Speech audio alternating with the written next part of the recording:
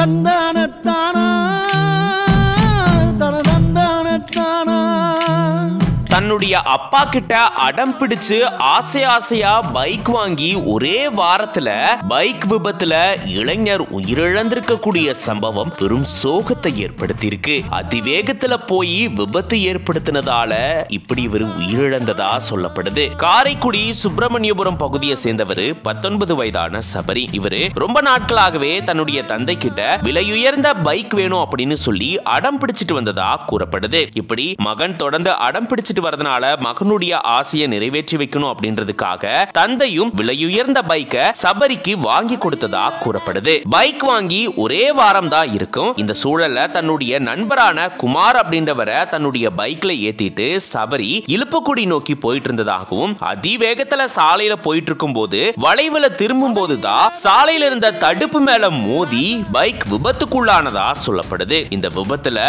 சபரி சம்பவ இடத்திலேயே பரிதாபமா உயிரிழந்துட்டாரு.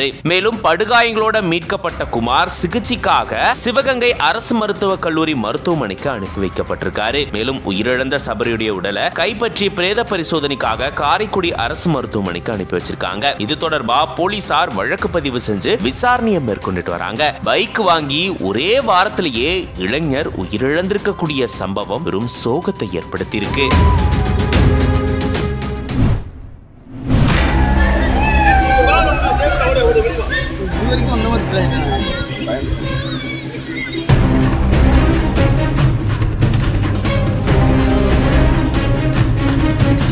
போலீசாருக்கு தண்ணி காட்டி தலைமறைவாகி இருந்து வந்த ரவுடி தண்ணிக்குள் சென்று பதுங்கிய நிலையில் போலீசிடம் பிடித்து கொடுத்த பொதுமக்கள்.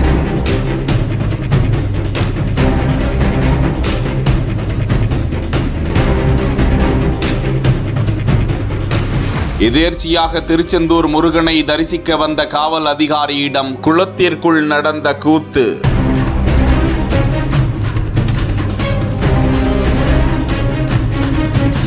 கன்னியாகுமரி மாவட்டம் முள்ளகுமூடு பகுதியை சேர்ந்தவர் 23 வயதான இளைஞர் அஜீன். இவரை பல்வேறு வழக்குகளில் போலீசார் தேடி வருவதாக கூறுகிறார்கள். இந்த நிலையில் திருச்செந்தூர் தெப்பக்குளத்தில் அஜீன் குளித்துக் கொண்டிருந்தாராம். அப்போது சுப்பிரமணிய சுவாமி கோவிலுக்கு பாத யாத்திரையாக வந்த கன்னியாகுமரி மாவட்டம் தக்கலை காவல் நிலைய சிறப்பு உதவி ஆய்வாளர் விஜிஸ் பாபுவும் அதே குளத்தில் குளித்துக் கொண்டிருக்க அஜீனை ஏற்கனவே தேடி வந்த நிலையில் அந்த அதிகாரியின் கண்ணில் அஜீன் பட்டு விட்டார். உடனே அவரை பிடிக்க முயன்ற போது தெப்பக்குளத்திற்கு நடுவே நீந்தி சென்று கல் மண்டபத்தில் அஜீன் அமர்ந்து கொண்டாராம். அப்போது போலீஸ் அதிகாரி அந்த குளத்தை சுற்றி வந்து பொதுமக்களும் குளத்தை சுற்றி வளைத்துக் கொண்டதால் அஜீனால் தப்ப முடியவில்லை. அதனைத் தொடர்ந்து எஸ்ஐ விஜிஷ் பாபு மற்றும் பொதுமக்கள் 2 பேர் தண்ணீரில் நீந்தி சென்று குளத்தின் நடுப்பகுதியில் அமர்ந்திருந்த அஜீனை பிடித்து கரைக்கு கொண்டு வந்து காவல் நிலையத்திற்கு அழைத்து சென்று விசாரித்து வருகிறார்கள்.